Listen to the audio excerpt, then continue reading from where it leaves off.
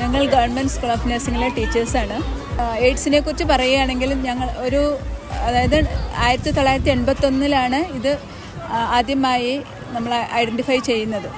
പക്ഷേ അന്നത്തെ സ്റ്റിഗ്മ, അതായത് ഒരുപാട് അന്ന് എല്ലാവരും എയ്ഡ്സ് രോഗി എന്ന് പറയുമ്പോൾ തന്നെ എത്രയോ പേടിച്ചിരുന്ന വല്ലാത്തൊരു കാലഘട്ടമായിരുന്നു അതൊക്കെ.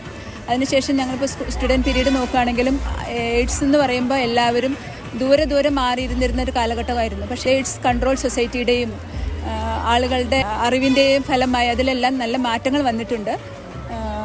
അത് മെയിനായിട്ട് ഇപ്പം ആരും ഇപ്പം അതിനെ ഒട്ടും തന്നെ പേടിക്കത്തില്ലാത്ത ഒരു അവസ്ഥയിലേക്ക് എത്തിയിട്ടുണ്ട്. എല്ലാവരും എയ്ഡ്സ് രോഗികളെ ചേർത്ത് നിർത്താനും അവരൊരു സമൂഹത്തിൻ്റെ ഭാഗമാണെന്ന് മനസ്സിലാക്കിക്കൊണ്ട് അവരോട് പ്രവർത്തിക്കാനും എല്ലാം സമൂഹത്തിന് ഒരുപാട് മാറ്റങ്ങൾ വന്നിട്ടുണ്ട്. അത് മെയിനായിട്ട് ആളുകളിലുണ്ടായ അറിവും അവബോധവും ഒന്നും മാത്രമാണെന്ന് അറിയാം.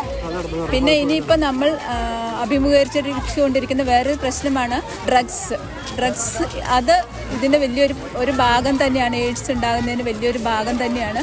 പക്ഷേ അതും കൂടി ഒന്ന് കൺട്രോൾ ചെയ്യുകയാണെങ്കിൽ നമുക്ക് വരും കാലങ്ങളിൽ നമ്മുടെ സമൂഹത്തിൽ നിന്ന് തന്നെ നമുക്ക് എയ്ഡ്സ് തുടച്ചു മാറ്റാൻ സാധിക്കുമെന്നുള്ള പൂർണ്ണ വിശ്വാസമുണ്ട്. Okay, thank you.